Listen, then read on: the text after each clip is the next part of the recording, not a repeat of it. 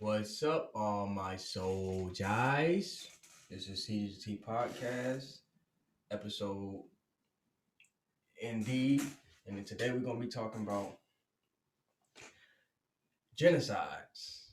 Genocides, because I hate genocide.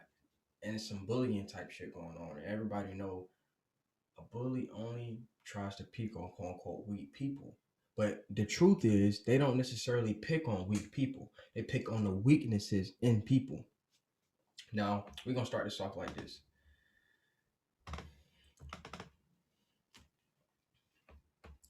Let me blow myself up a little bit. Now, right here is something called an Anuk.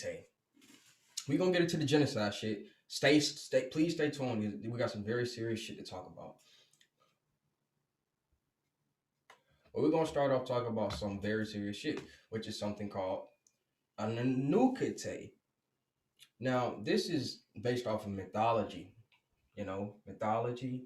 So, an Anuk is an ancient shapeshifter known among many different spiritual sectors, specifically the Lakota tribe and also Druids, according to the fandom shit. But we're talking. This is based. I was introduced to this based through Teen Wolf, this TV show that came on MTV a couple years back, and I just so happened to start watching it again. And then this is the last character, the big bad, the biggest boss they had to face. And I found it to be very, very interesting. So y'all should know about the Anukate because this has a lot to do, not saying it's real, not this entity itself, but the mythology and the lesson and the wisdom from this mythology is very, very key to what's going on today. And if I know about this and if Teen Wolf know about this, then you should know a lot of other people know about it that you don't even know exist. The Anukate is an ancient shapeshifter known by the Druids as a creature of disharmony that can manipulate people into turning on each other. It does this by creating and amplifying a person's fear, as well as associated emotions such as paranoia, panic, anger, even suicidal ideation. Okay. This causes people, even those who have never or desired to commit violent acts, becoming hostile to the source of the fear.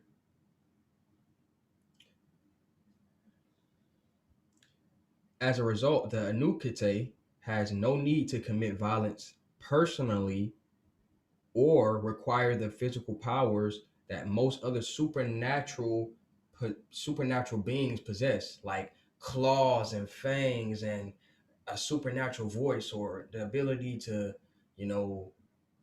possess people or some shit like that.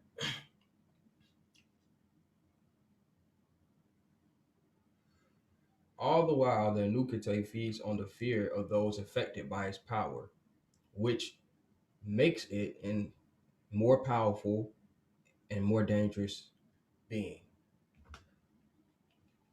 Now, I ain't gonna go too much deeper into it. I just want to show y'all the picture of the Anukite because the Anukite is known to have a double face. And then in the show, if you look the Anukite in the eye, then you turn into stone on some Medusa type shit. Now, if you man, okay, two-faced it, right? So we talking about an entity, an ancient entities, right? Ancient entities that are shapeshifters. And the reason these people are known as two-faced or the Anukite is because one part of the Anukite is supernatural, and the other part of his body is the part that he's trying to search for and reconnect with. And as soon as he does, that's when he's a complete body on some Frieza type shit. But that's important because we're talking about ancient shapeshifters, right? Now, we got genocides going on in the world. One of them is in Israel. I mean, there's many genocides going on around the world. I'm not gonna bullshit you, but we're talking about two that the American people want to hear about today. And you're a part of that population because you most likely don't know everything you need to know about genocide. And I'm not saying I do. But with that being said, we're gonna talk about the Palestine genocide going on in Palestine, and we're gonna talk about the quote unquote Tigray genocide going in Ethiopia that I just so happened to run into this morning, right? And it just so happened to be so interesting what I found about this. So please stay tuned. I'm not playing. So first we're gonna start off with this. Uh, so a lot of people already are hip to the shit that's been going on in Israel or with Israel and Palestine. Like this is a conflict that's been going on. This is a conflict that's been going on for about 60, 70 years now. You know what I'm saying? And if you really listen to the way they talk about it, they make it seem like if you go back to the biblical shit and all the history that they wrote down, that this war has been going on for longer than 70 years and that Israel is just now getting their land back type shit. You get what I'm saying? So they got the right to be there in different ways. But we talking about from the aspect of what we can actually prove, or since the Israel country itself came to be, desiring this nation that it is. Whether they're working from home, in the office, so a lot of people already know that this shit is a genocide, that Israel has much more support from like heavier backed powerful entities like United States, United Kingdom, all these places that quote unquote have the same Christian based values. Oh shit, what the fuck was that? My bad. It's nighttime in here.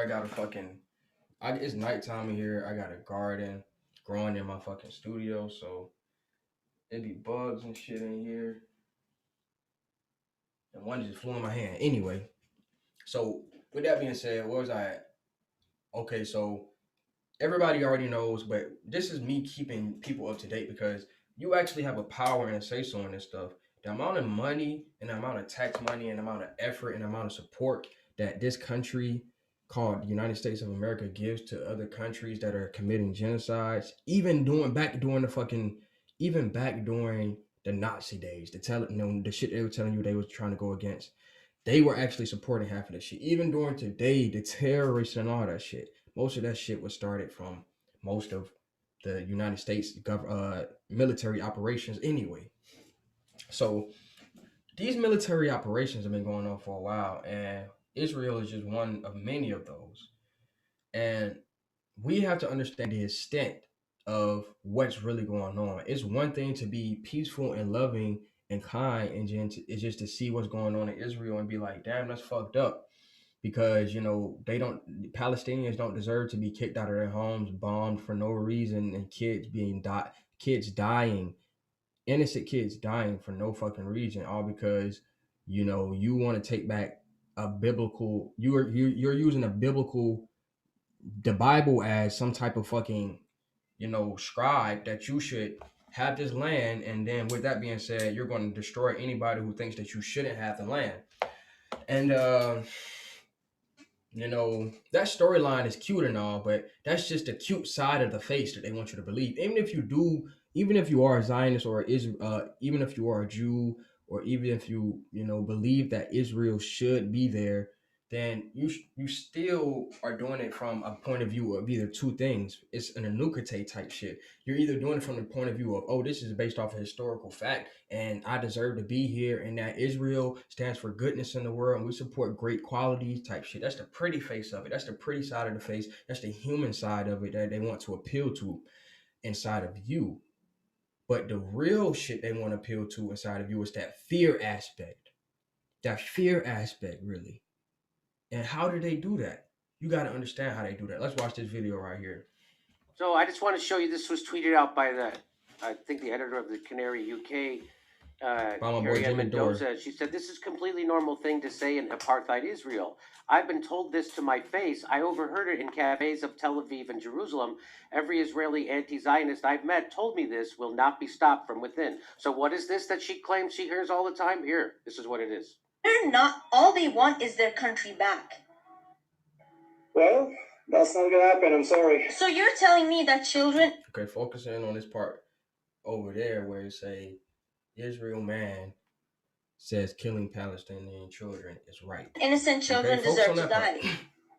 Yes, because they're in the future are terrorists and people towards Israel. Okay, yeah. So I rather stop them saying. living now before they grow and have a weapon. It's simpler. So that's him saying, I'd rather kill the kids today before they grow up. So before they become criminals, we're going to kill them. That's the idea. That's like, I'm going to shoot you before you think about committing a crime. I'm going to kill you because eventually I know you're going to commit a crime later, so I'm going to kill you now. That's what he's saying, but he's talking about children, and he's giggling. He's not, and so that's a guy laughing. And according to Carrie Ann Mendoza, this is a completely normal thing to say in apartheid Israel. Is that normal? Now, you've been there. Is that normal to say, Max? Well, I haven't just been there on like a Birthright Israel trip. I've reported off and on from there since 2009. I spent extended periods over a 5-year span between 2009 and 2014 there, the West Bank, Gaza. I lived in Jerusalem. My book, Goliath, is all about people like the character you see in this video and where their mentality comes from, how it's cultivated through the Israeli education system, which educates all young people for their inevitable conscription into the Israeli military at age 18, and how that mentality has become mainstream and how... See, y'all gotta catch up to what they're saying, bro. He literally, okay, in the first video clip they showed you a man openly saying, using the Anuk theory that starts most wars, that no matter what you do, these people are going to turn out to be evil and destructive against my cause. So it's better for me to destroy every last one of them out of fear of what the fuck could happen as a reaction to what we've done to them. It's better for me to do that than for them to grow up and then learn what we've done to them and then try to react and then get destroyed anyway. So you should just let me get away with this shit. That's the mentality. Now my boy Max came in right after that, and he said you have to understand that these people who are raised up in Israel are raised by their military regime mostly. Most of their essential standards in their fucking schooling system is based off of military shit, and that's proven by the fact that most of them have to go into the military by the age when they turn 18 anyway. And that's not, I'm not saying other countries don't do that shit, but that's just a very, very key thing, and it matches together to what the fuck the nigga was saying before. Now I'm trying to get you to understand, you feel me, whether you are American, whether you are African, Asian, out Antarctic, or whatever the fuck you are. You get what I'm saying? Whether you're any of these things or living on an island or whatever, you have to understand that this energy right here, it spreads and it's based off of places where natural shit, like supernatural shit, not just natural shit, supernatural shit happens. And they feed off of that. They try to feed off of that energy. You get what I'm saying? So that area where Israel is at in the world, you have to go do history on how many wars have been fought over that fucking sea, over that fucking land called Israel alone, and how many fucking different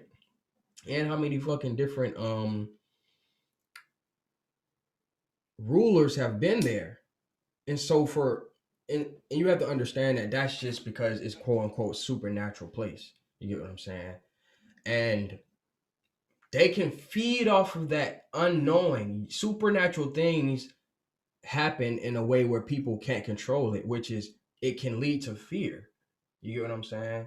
So I'm not just trying to make this all about supernatural shit, because this is real life shit, but I'm trying to get people to understand this shit from a point of view where you have to really go and listen to what these people are saying. Listen to what the fuck Max is saying, okay? Benjamin Netanyahu has constructed his political career, where he's now, I think, the longest serving Israeli prime minister, by catering to it, by catering to that racist eliminationist mentality. But it's also, and so, I mean, you can go on YouTube. I have a playlist, the Feeling the Hate playlist, My first Feeling the Hate video, Feeling the Hate in Jerusalem, was banned by YouTube, Vimeo, the Huffington Post, and attacked by a who's who of the pro-Israel press in 2009. But I subsequently did more videos from Jerusalem, Tel Aviv, just talking to people on the street, and they expressed themselves in very similarly genocidal ways. This is at the base of the Zionist ideology that gives Israel its kind of reason to be. And this ideology, it necessitates a Jewish state in the heart of the Middle East where Jews enjoy a demographic majority. Netanyahu puts that demographic majority at 70. It needs to be 70% to 30% in all territory Israel controls, or they will not be able to effectively govern over the Palestinian population. We talking about strategic warfare right here, man. We talking about strategic warfare to the point to where they have literally installed a temporary fucking army on this land and called it a country, a civilized country, so that they can continue to take more of the fucking land in the area over time and welcome more of the people who will feel safe going there after they have made it safe for them to go there continuously, because that is nothing but a fucking war-based society. Just like the same shit that happened when they first came to when they first came to the Western world in America, the same shit, bro. We can call that shit a colony, you can call it a country, you can call it a fucking state, you can call it whatever you want to. But we know it's just a military fucking operation. It's a military operation. And you can say it's about Judaism and Zionism, but we know what the fuck it's really about. They'll become a security threat. And so that's partly why the Gaza Strip exists. I mean, this is how we have to understand Gaza. There are 2 million people there, but for people my age, their grandparents probably lived inside what is now Israel prior to 1948. They lived in places like Ascalon, which is now Ashkelon, a city that is under rocket fire, which has been basically evacuated, but was prior to 1948 Palestinian. It was one of the 450 or so villages and towns that were forcibly depopulated by the Israeli army. And afterwards, its residents were put basically in a concentration camp. They were put in a barbed wire camp for 2 years. Then they were taken in trucks and dumped in the Gaza Strip.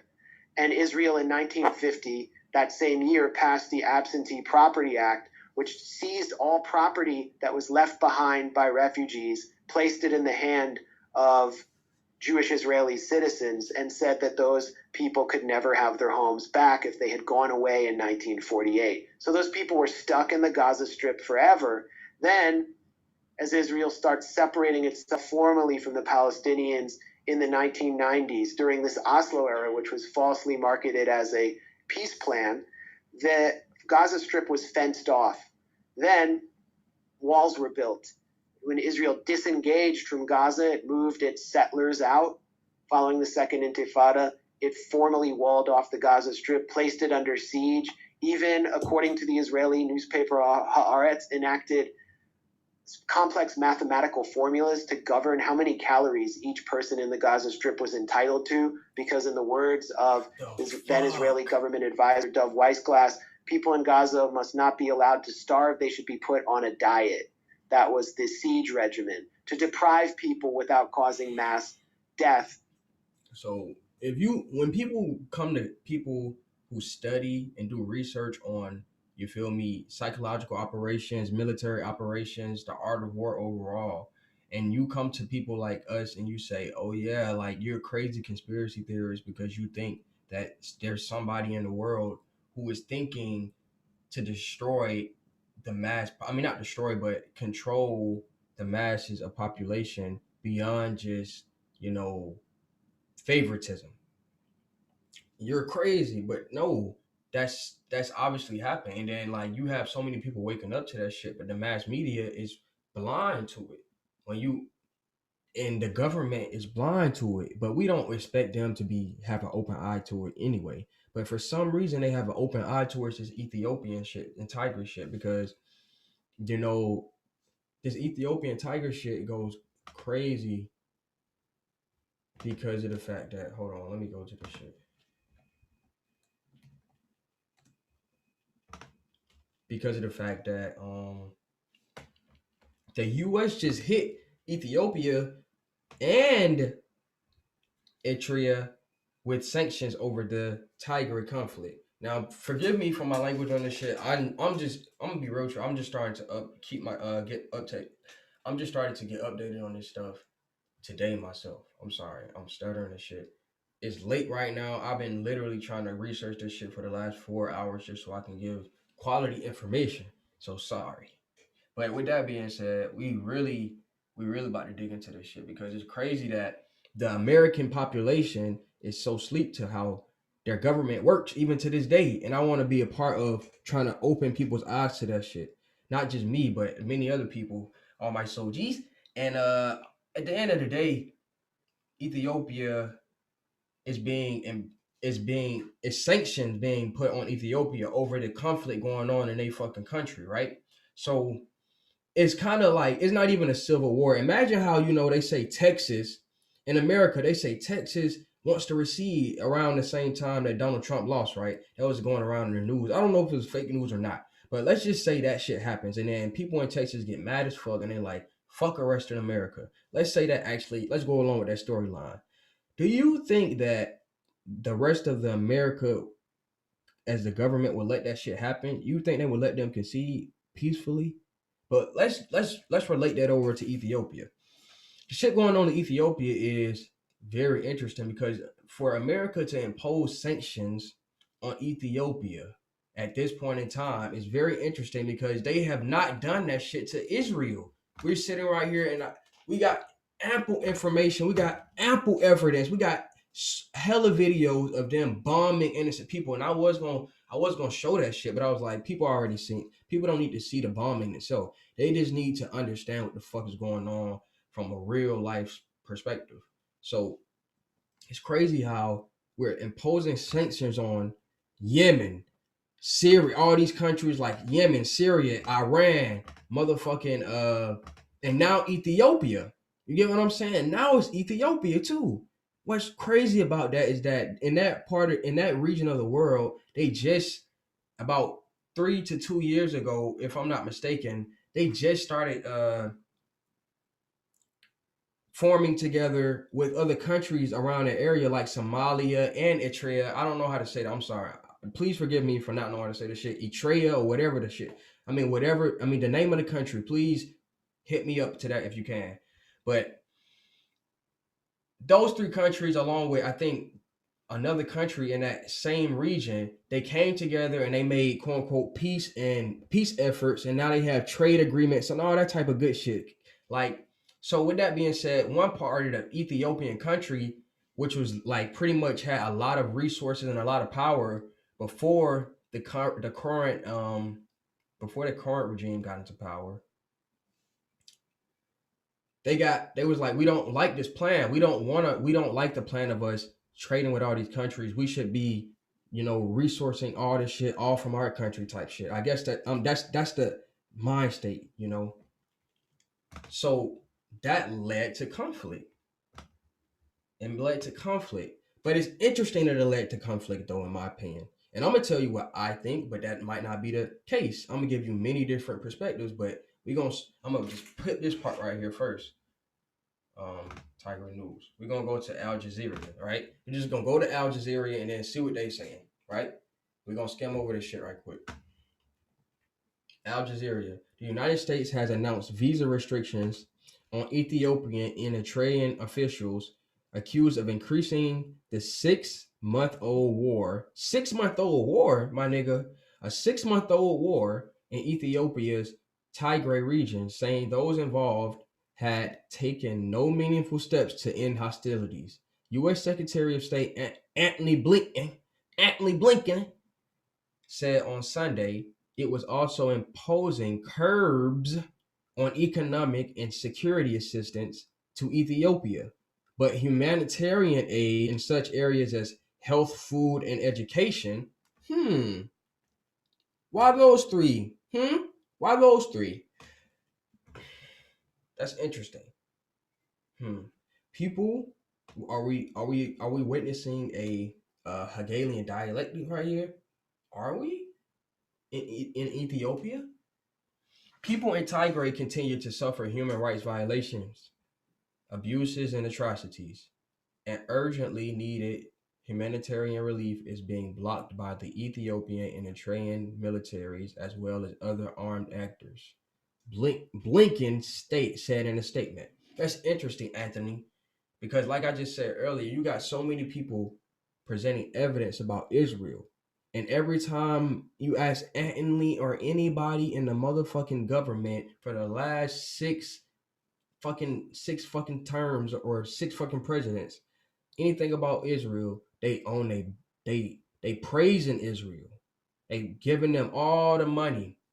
They giving them everything they can fucking, all the weapons, all the leftover weapons, they giving them that shit with a discount. You get what I'm saying?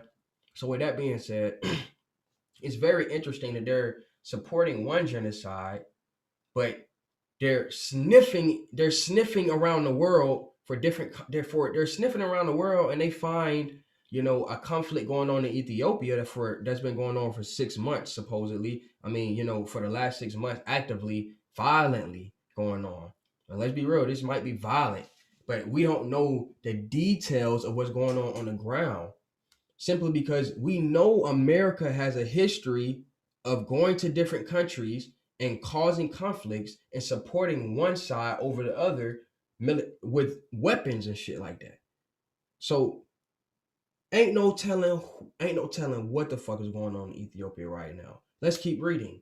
Despite significant diplomatic engagement, the parties to the conflict in Tigray have taken no meaningful steps to end hostilities or pursue a peaceful resolution of the political crisis.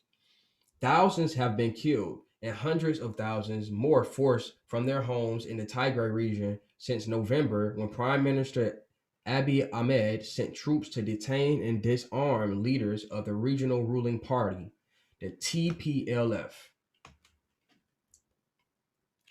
Blinken, fucking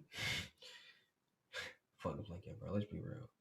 Blinken said the restrictions aimed at the current or former Ethiopian Eritrean government officials, members of the security forces, or other individuals, to include Amhara regional and irregular forces, members of the Tigray People Liberation Front, which is what the TPLF stands for, the Tigray People's Liberation Front, which is what the party I'm telling you was in power beforehand.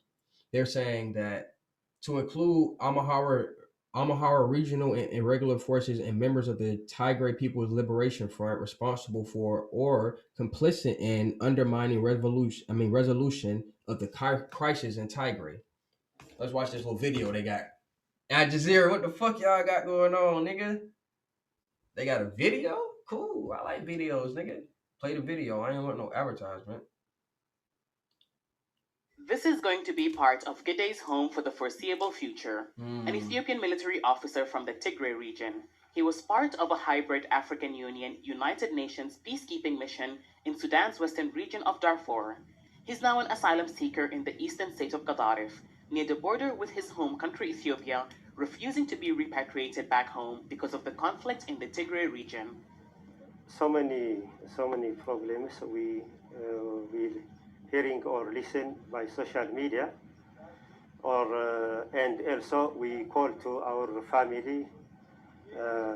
It's not good because they are killing from the children up to the adult people. So we are regarding to this. We are opposed. We cannot not good in our country. Fighting in Tigray started in early November between the government and the regional Tigray People's Liberation Front. It killed thousands and displaced more than 1 million internally. More than 63,000 refugees have fled to neighboring Sudan seeking refuge. Now, Tigrayans who are part of the Ethiopian military have joined the list of those seeking safety. If I go back to Ethiopia, I came from special force. I'm special force. He killed me immediately. My brother's killed. My father's killed. I'm only the one. I'm only the one. Now. I don't have any family now. My family is here. UNHCR now is my family. I don't have family. I don't want to go back again. 120 ethnic Tigrayan peacekeepers who were part of the peacekeeping mission in Darfur have sought asylum, but they're not the only ones refusing to return home. In February, more than a dozen Tigrayans who were part of the UN peacekeeping mission in South Sudan have also refused to return. Ethiopia contributes a large number of troops to UN peacekeeping forces. In the early days of the conflict, the UN revealed Tigrayan peacekeepers were repatriated back to Ethiopia but had concerns for their safety. Since then, there have been reports of human rights atrocities and ethnic cleansing against Tigrayans. Rights groups report that government forces, as well as Eritrean soldiers fighting alongside Ethiopia, have targeted many in Tigray because of their ethnicity, and that sexual violence is used as a weapon of war in the conflict. Ethiopia's government has denied the reports of ethnic cleansing and said that stories of rape are propaganda by activists loyal to the Tigray People's Liberation Movement. Our girls are being sexually abused. A gang rapes a woman, not only one or two men, and then they do horrible things. I know because I called my relatives back in Tigray who have phone network, and they told me about that as well as the killings. How can we return with all that happening? Gide and those with him here say when they joined the peacekeeping mission, they were part of a united army. But the conflict in Tigray is drawn along ethnic lines, and they say they no longer feel part of the military they've long served. Hiba Morgan, Al Jazeera, Gargur, Gadarif State. Okay. That's interesting. Thousands, once again, they're going to keep reiterating that part. Thousands have been killed and hundreds of thousands more forced from their homes in the Tigray region since November, when Prime Minister Abiy Ahmed sent troops to detain and disarm the leaders of the regional party after alleged attacks on army camps.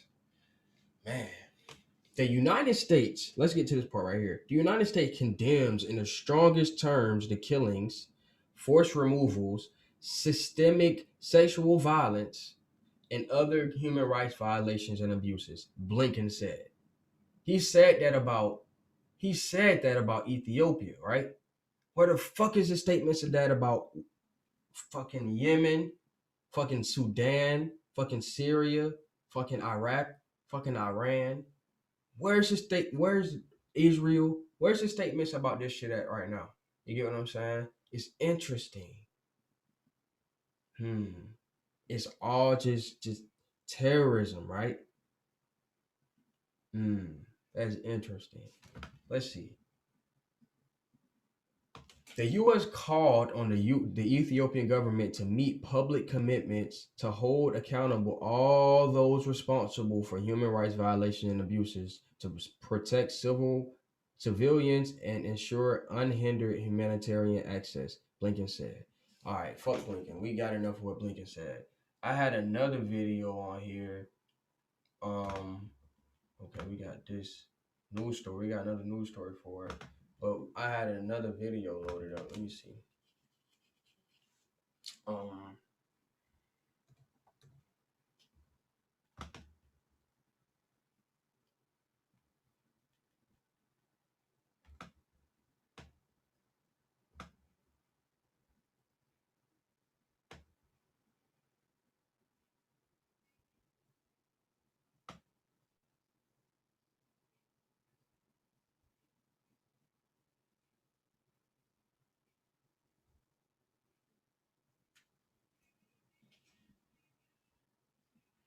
Another bug, my bad. Okay, where is it at? Alright, let's get this shit figured out. Horrors of the Hidden War. I think this is right here. Let's check this one out. Mekelle, the capital city of the Tigray region in northern Ethiopia. Thousands of internally displaced people have arrived here in the last 3 months. They are fleeing a war between government troops, Eritrean forces and local militias on one side, and the Tigray People's Liberation Front on the other. The conflict has devastated the local population. Hundreds have been killed in massacres. Thousands have fled, and count. Okay, when was this video? Because we got an on-ground source right here, right? This was in March. So we go right here. They flipped that shit around on Al Jazeera. I can go right to that shit. They just said thousands were killed, right?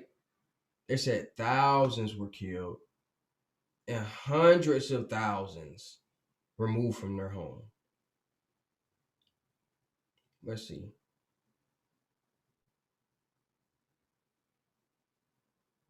In the same video, in that video I just played. But okay, here you go. It says thousands have been killed and hundreds of thousands more forced from their homes. That's an exaggeration. That's one sign of propaganda already. You get what I'm saying? So propaganda does not mean something might not necessarily even be a lie, but it can be stretched so much and exaggerated so much and focused on so much as to where it becomes propaganda. Even, I mean, it can be so obvious to the fucking average eye that is propaganda. Fuck. That it's just ridiculous.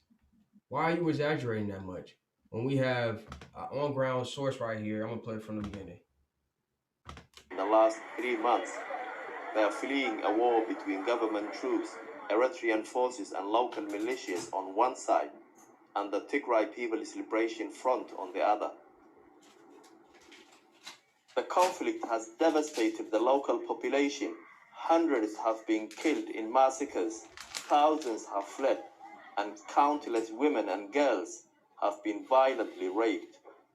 I am one of the And once again, I just want y'all to know I'm not supporting. Like, once again, I'm not on the ground myself. I don't support nobody getting raped. I don't support none of that shit. So with that being said, the atrocities going on in other countries, I will never support any of it. But I damn sure am not about to be used as bait, as a fucking, energy fucking source for any fucking being that considers itself a higher power to sit right here and say, oh yeah, let's just go and condemn Ethiopia while we're not condemning actual shit that people are doing in this country that we could also technically be seen as being responsible for. You get what I'm saying? A nigga might slip up and think, oh yeah, just because that nigga's American, that you're responsible just for the shit that Anthony Blinken is allowing to happen in Israel alone, or allowing to happen in Yemen, or allowing to happen in many other fucking parts of the world. You get what I'm saying? So, as foreign journalists to reach Tigray. At Mekalle's Either hospital, doctors are overwhelmed by the number of rape victims seeking help. They say rape is being used as a deliberate weapon in this war. Now you're seeing many cases daily in relation to the war. Yeah, where there is a dramatic increase in the number of cases. Almost all of them, they tell you that they are raped by soldiers. Victims of rape go to the Center for Women and Children within the hospital. Sister Mulu is the first point of contact. Since the war, how many patients have you seen roughly? Roughly 260. 260? Yes. In this clinic alone? Yes, there is a one till now. Now? They are not knowing the person who raped, but it's as a group. They get as many diseases. They acquire many diseases like HIV, like hepatitis, like STI. The women who reach the center often have serious physical wounds. Okay, I don't want to, bro, I'm not trying to force no point, but listen to what she's saying. I want to go back to a certain point. It has many diseases. They acquire many diseases like HIV, like there is a one till now. Now? They are not knowing the person who raped, but it's as a group. Listen to this part. I'm going to go back. Look at what she just there said. There is a one till now. Now? They are not knowing the person who raped, but it's as a group. They get as many diseases. They acquire. Now, I'm not saying that's unusual or nothing like that, because many people who get molested and shit like that or raped, they don't, I mean, technically, they might not know the person personally, or they might not be able to identify them after the case. But with that being said, you have to understand what she's saying. If you are saying that if you're saying that the Ethiopian soldiers are going here and raping these people, you get what I'm saying? Even though you're an Ethiopian yourself and you're living in the state of Ethiopia, and just because they topple one of your governments and shit like that, and these soldiers come in here, it just so happened to be soldiers and shit like that, and they're making shit happen. So I just need more details, bro. Many diseases like HIV, like hepatitis, like STI. It just sounds like basically, you feel me? This could be basically all I'm saying with that was this could be a case where it's not necessarily even the Ethiopian government soldiers responsible for half of the atrocities that's going on. It actually might be some fucking inside. It might be a double agent going on type shit going on in Ethiopia. It might be some coup d'etat type shit going on in Ethiopia. It might be some, Hegelian dialectic type shit going on in Ethiopia. The women who reach the center often have serious physical wounds. A warning, the stories that you are about to hear are incredibly distressing.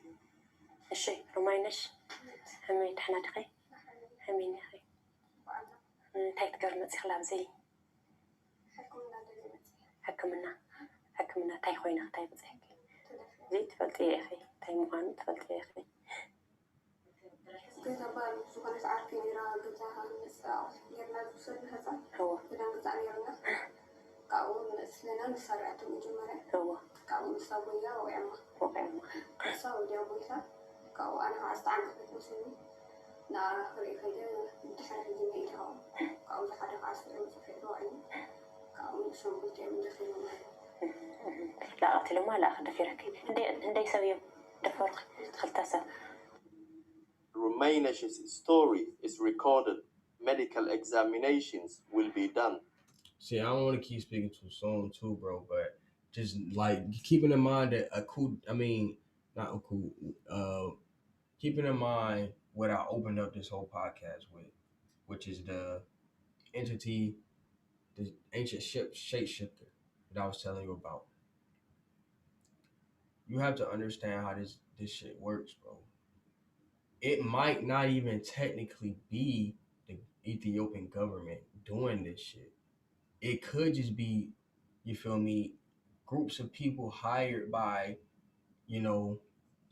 outside sources, and they're causing havoc and terror and shit like that. And they're just pointing the fingers at the Ethiopian government or doing it in the name of the Ethiopian government. The same shit that happens in our fucking country all the time. You might have some fucking crazy ass psychopaths in very powerful positions that end up killing a lot of people, and they're never ever held responsible for it, right? And they're doing it in the name of America or protecting the country or,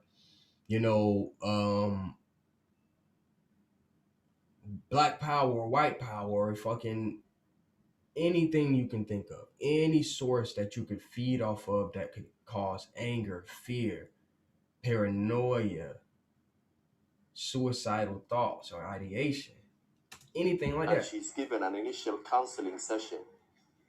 But this is one of the only hospitals still open in this region.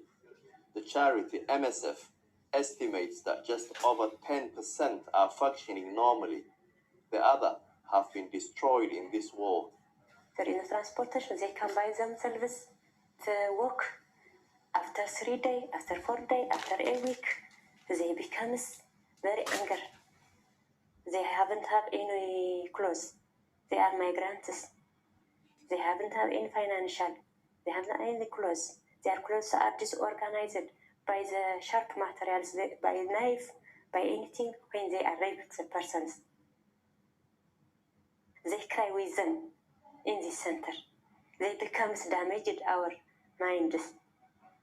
This is not. This is heavy to understand. Nobody feels safe, even in this hospital, which is guarded by government forces. 2 weeks ago, a medical student was raped by soldiers in this compound as she walked from the library to her classroom. Before the war, the police had the power to bring perpetrators to justice, but the local administration has been disbanded since the conflict began. Now, the Tigray region is under a state of emergency, and a coalition made up of Ethiopian troops, Eritrean soldiers, and local militias know that they have the ultimate power. Some are accused of being on a revenge mission. There is no police service, there is no court. Every person is as you do as you want right now. The Tigray People's Liberation Front, or TPLF, ruled Ethiopia for 27 years. They too committed crimes against other communities in the country. Once a powerful group, they are now hiding in the mountains, unable to protect their population, and the people here feel helpless. What's happening to them, especially to the women of Tigray? She came here around 9 days ago. Yeah. So rape cases are still coming, or rape victims are still coming? Yeah, you can get them in the war, you can get them wherever you like, but rape cases are always coming. The special thing about this case is this client is she was already pregnant, and on top of that she was raped, and she was also hit by the gun, so she has sustained almost 3 injuries, being pregnant with around 10 weeks of gestational age, and raped. Probably from her history that she told us, from her history, she was raped for 3 days, being locked in a house by one of the soldiers, and she came to us bleeding. This 19-year-old girl was working as a waitress and was stopped by soldiers on her way home.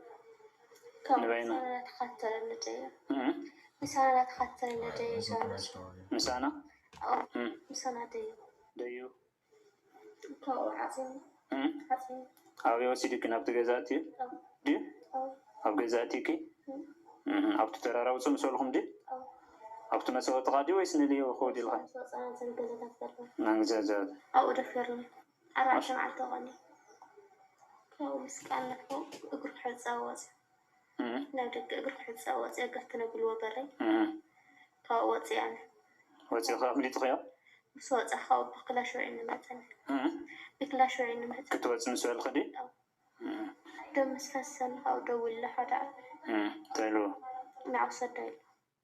When he realized that she is bleeding, he called another soldier and he ordered him to take her and throw her on the road.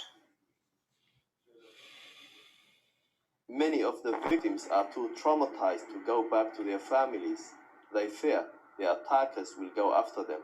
A refuge away from the hospital is for those women who have lost everything, who cannot return home. We're now heading to a safe house where there are around 40 women, all of them victims of rape. It's in a hidden location, and we were advised to travel separately in case we were being followed. One shocking story that I kept on hearing was that of a woman in the safe house. شعبي أسرعت نمبر مجمرة لبساتشو شعبي أسمع عنك عباراتشو لبساتشو عند أبي محمد تري لبس ناتشو دفترو بابو ويا بنا بناش نبر سدست سيتر نبر وسلاسة ولدوش نيكو بونتم فايتورتشو كذا لاتشو لبساتشو ولك من رتاستر نبقولت عند لا مستند لا بس ሲደፍሩ እንደገናቸው ፎቶ እያነሳች ጫወትብን ሆኑ ማታ እዚህ ካድራችሁ ገላችኋል አንድ ልጃገረድ ነበር የደፈሯት This was the first time she was raped. She managed to escape and get help, but when she went home, she was raped again. whilst trying to flee with her 12-year-old son. They and other women get caught again. እዝናታች አስወረዱና መርፌ ያመጡ። እኔ ከነ ልጄ እናዛ ለሁሉ መርፌ ተወጋ። ለአስር ቀን ረቁታቸው አውጥቶ ይሄ ታስሮ እንደዚህ አንድ ዛፍ ላይ እና ድንጋይ ላይ ታስረን እንደዚህ በጣም ይሄኛው አይሰራም። ይኸውና ዱላም ተደበደብን፣ መርፌም ተደንዘና አስር ቀን ሙሉ በረሃ ጫካ የሬሳዎች አሉ። ማዕት የሞቱ ሰው አለ። ጅባት ሰው በአሞራ ጠጉ በሬሳው ላይ ነው የሚረማመደው። ይጠጣሉ። ልክ ግንኙነት ካደረጉ እንዲወረ ብለሞ ነው አልሰማለኝ። ወደ ልጅ አፎ መዛዝራሉ ወደ ህፃኑ ልጅ በሶስት ቀን በኋላ እርጉዟን ኦፕሬሽን ነበር ያደረገችው። እሷ ስታርፍ ልጇ ሚስጫው እሱንም በጥይት ወጥቶበት ተሰንጣል። ሱባን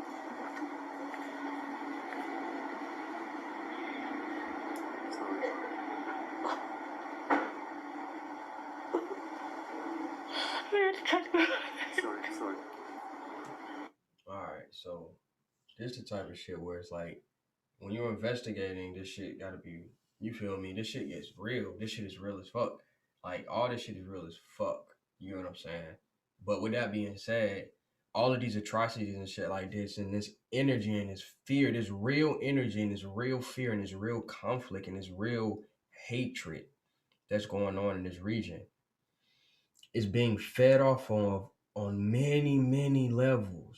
And now the American government just finds its fucking self trying to feed off on this. It can't even let it slip away. Instead of them actually trying to go in there and help people, they're trying to take advantage of the situation. And it's just crazy that, you know, if you really think about it, not only can this conflict still be turned around, and you feel me, if just the world knowing about what the fuck is going on in Ethiopia is going to hopefully initiate some like a big change. You feel me? Because that shit is not okay. None of that shit is okay, and they should be protecting all of their fucking citizens, all of it. I mean, the ones in Tigray, they should have like there should be something being done. The justice system needs to be reincorporated back to an actual justice system. But with that being said, until that happens, these atrocities are going to keep happening, and the energy of this is going to be heard and felt around the world.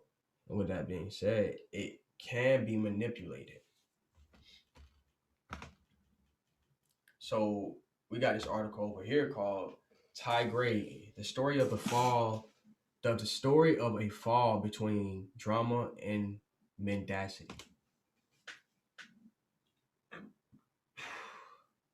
This information is the last dangerous weapon left in the hands of the TPLF elites and their allies who have not accepted the change of government in Ethiopia led by the Nobel Peace Prize winner Abiy Ahmed.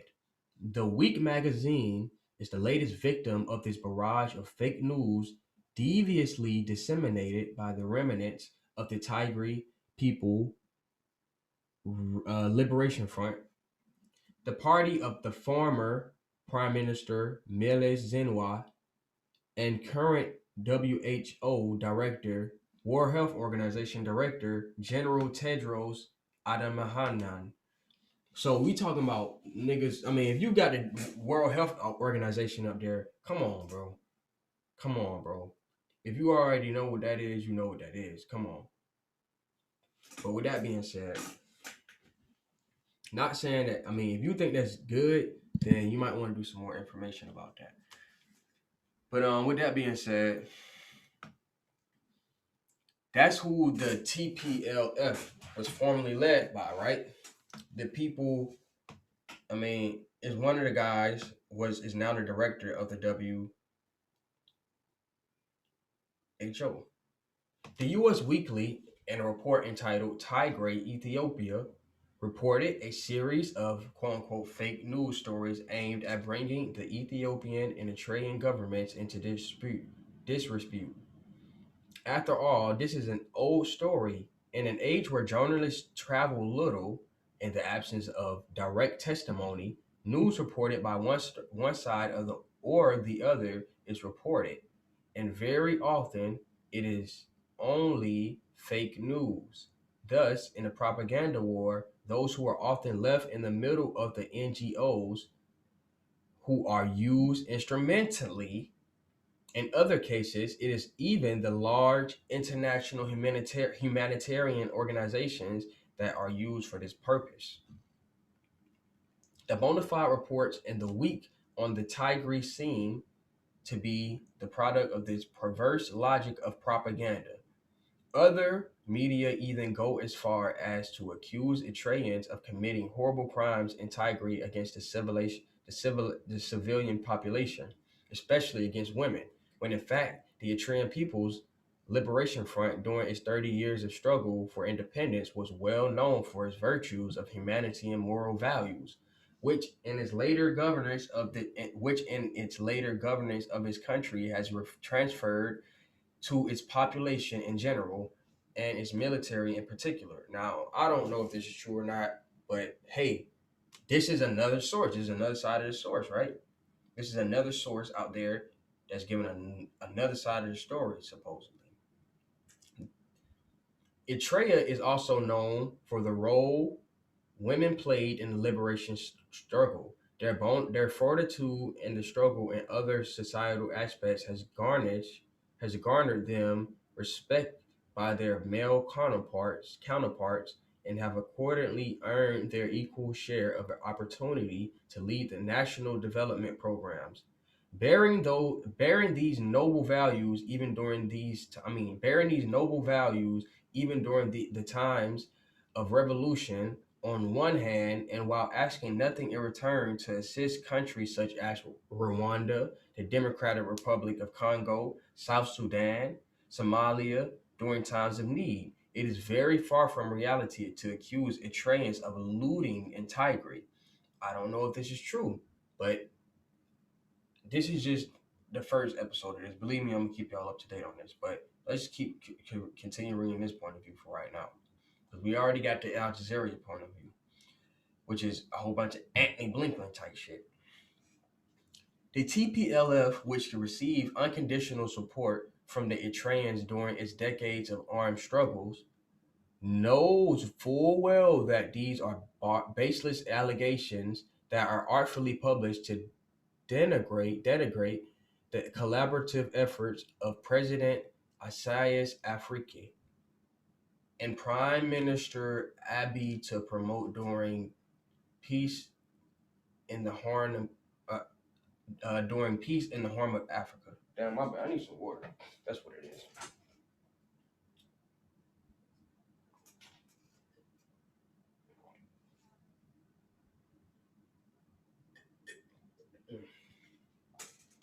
That was great. Prime Minister Abiy, safeguarding his political mandate, is also committed to the notion, thus creating the conditions for the development of the entire region. Peace with Eritrea after 20 years of war was achieved in a matter of weeks. We know today that all Ethiopians craved for this, with the exception of the TPLF, who had always hindered it. Above all, Eritrea has worked for it relentlessly. Now, I don't know if this is true. Once again, I'm just reading this point of view also, and we should consider all points of view until we can get actual facts on the ground of what's happening, besides the video that I just showed, which is showing proof that we have women saying that they're being abused, and we have on the ground evidence of people saying they're being abused. That's for sure.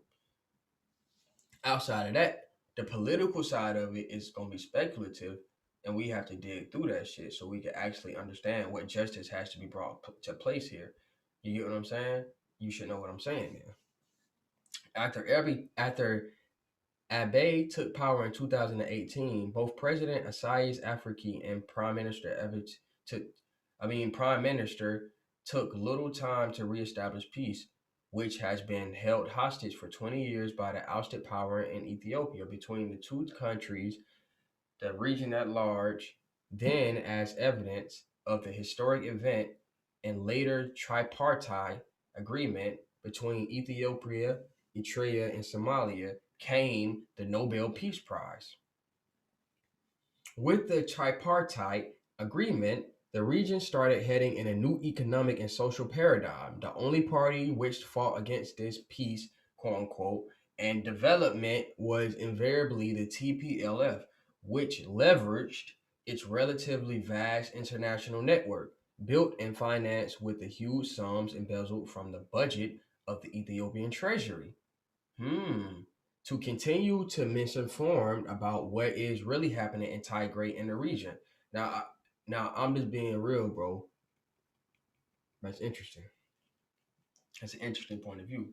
The international fake news factory is unfortunately also made up of NGOs and UN officials who are still linked to the TPLF leaders. That's interesting. They pretend to be unaware that the TPLF has been subversive, that's a word we're familiar with, and has been guilty of terrible terrorist acts and crimes that the Ethiopian government is set to indict in the coming months. Interesting. In addition to the various attacks and massacres committed in Ethiopia, the TPLF is accused of crimes in its own region of Tigray by the Ethiopian government, that is. So, according to this article, it's possible that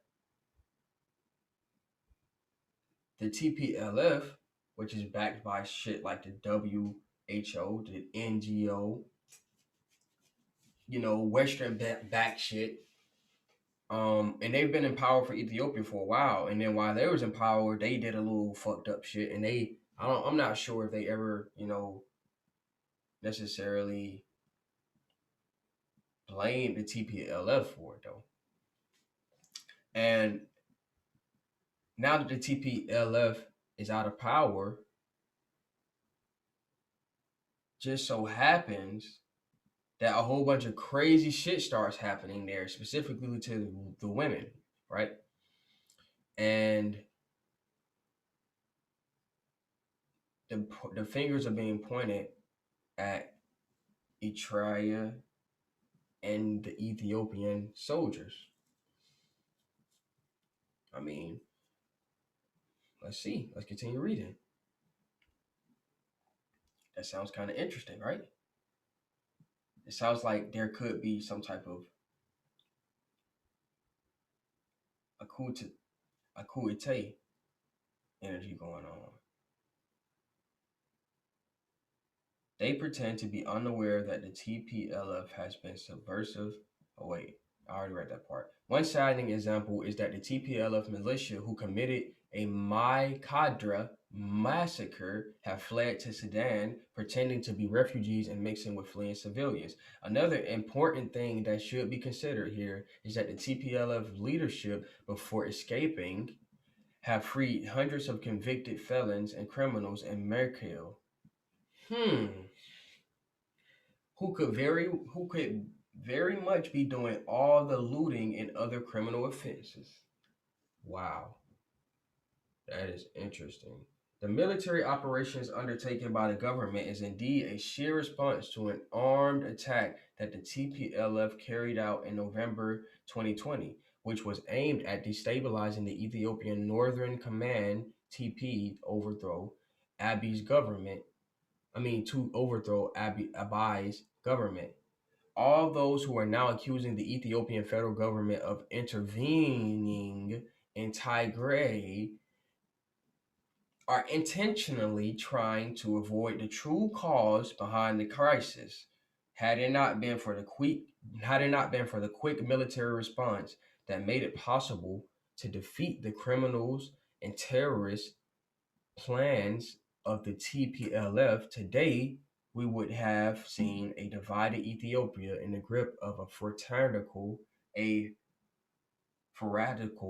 don't know how to say that word, honestly, fratricidal ethnic wars with serious impacts on all states in the region, with millions of victims and refugees. These people should also remember that the TPLF did not want to abide by the peace agreement signed by the Ethiopian and Eritrea government, and are responsible for destabilizing the entire region for more than 20 years, supported by an international community misled by their policy based on fake news and supported by grateful and generous contributions to a compliant media. While selling the image of a stable government that strived for Ethiopia's growth and development, the TPLF was doggedly preparing the ground for the secession of Tigray as a residual option in the event that its monopoly of power in Ethiopia became untenable. In the meantime, the TPLF continued to foment ethnic strife in the various regions of the country while buying huge weapons that were concentrated in Tigray under the guise of the Eritrean threat, which it regularly stoked for ulterior motives. That sounds about we can wrap it up, bro. Sounds like we can wrap it up, man. I'm not trying to say this article is true, but it makes a lot of sense. You get what I'm saying? It makes a lot of sense for it to be so accurate. It's kind of interesting, right? It's interesting. Like, it's like this news company right here actually it's like they actually been doing an investigation on this shit, bro. And it's not no major news company. And it's just funny how I think this is a UK type company. I'm not sure. I mean, news media, but it's just interesting overall how they piecing this shit together. Like, if this is a fake story itself, then they piecing this shit together good, my nigga. Anthony Blinken, all he doing is saying y'all wrong. Y'all shouldn't be doing all this fucked up shit, and y'all just doing all these atrocities and letting y'all women get raped, and it's thousands of people who were killed and hundreds of thousands of people displaced from their home. And all that shit is exaggerated. All that shit is exaggerated. And they not really releasing no story. All they doing is releasing a whole bunch of videos of people basically in fear and terror. Which in that situation, once again, they can feed off of that shit and make it seem like it's whatever the fuck they want to seem like, honestly.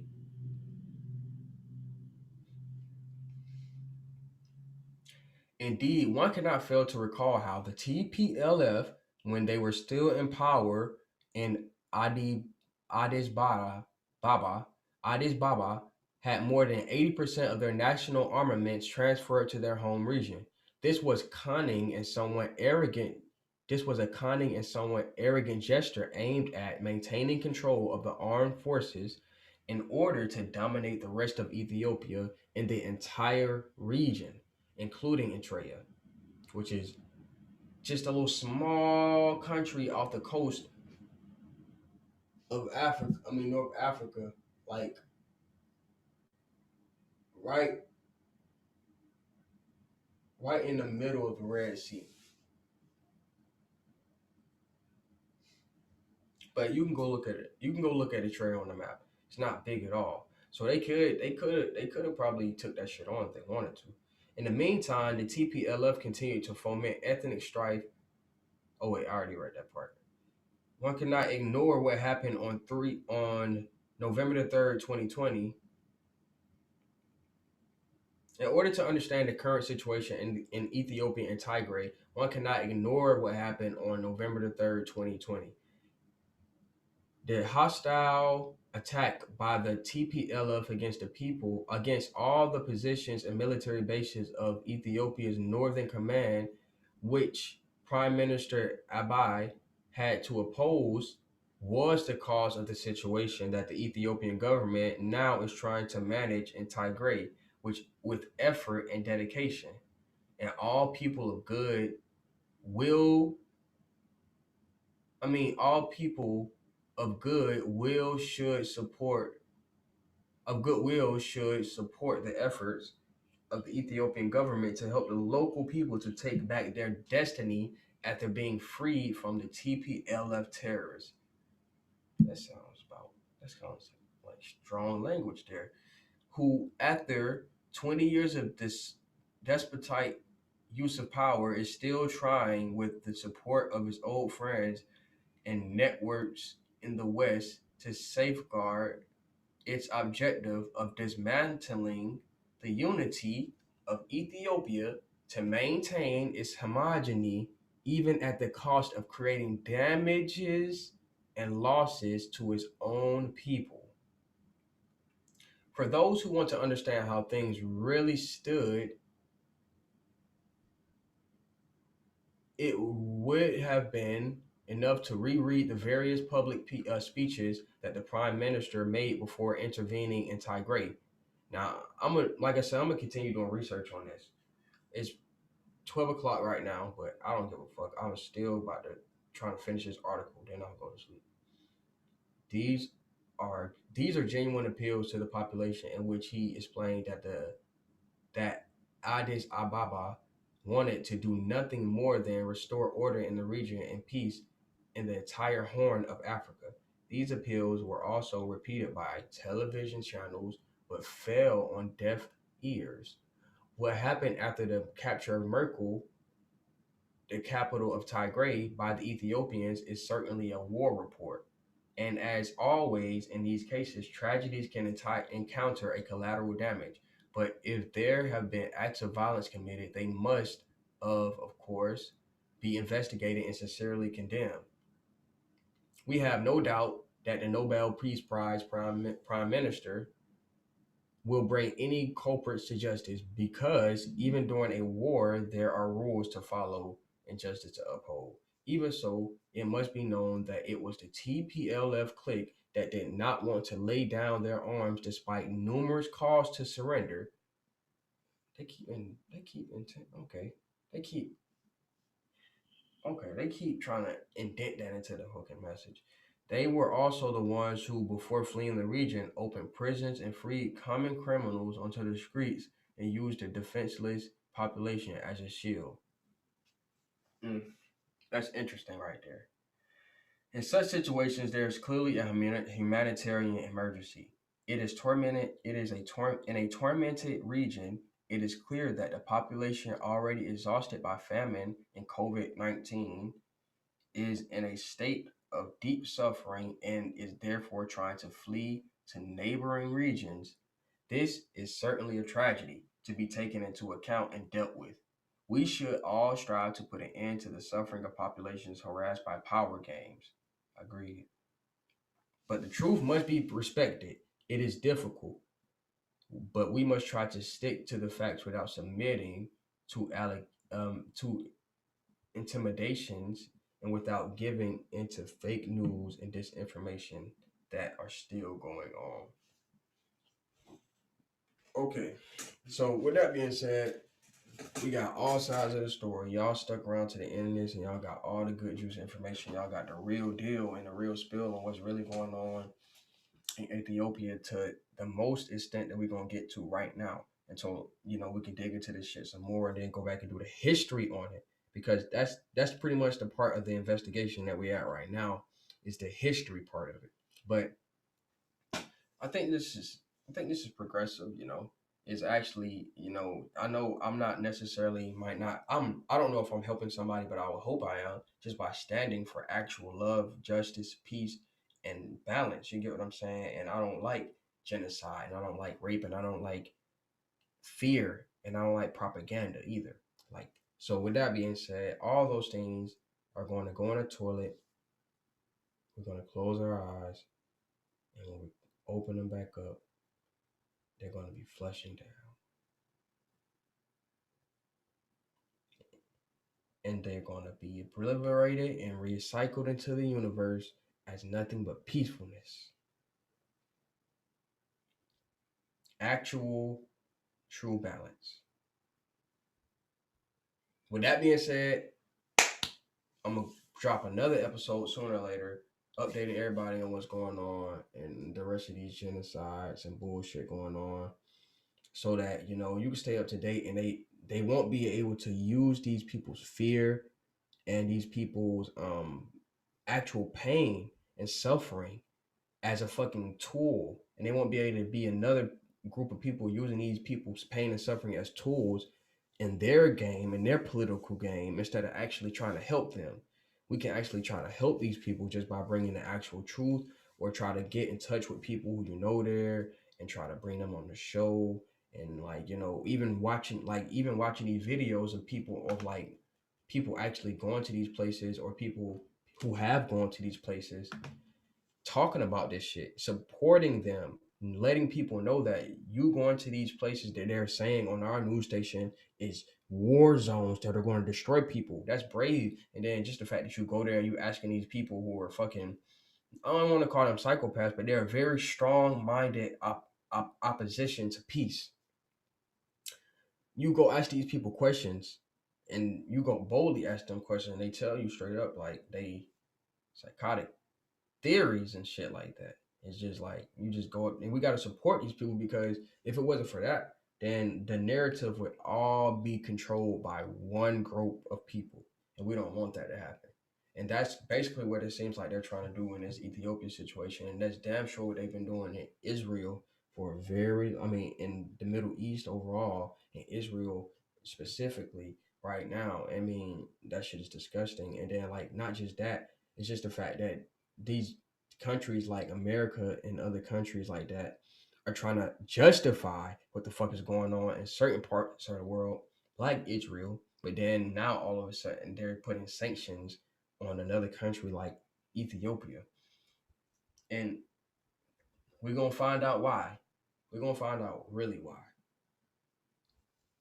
With that being said, this has been Soljai CGT Podcast, episode, fuck genocide. And we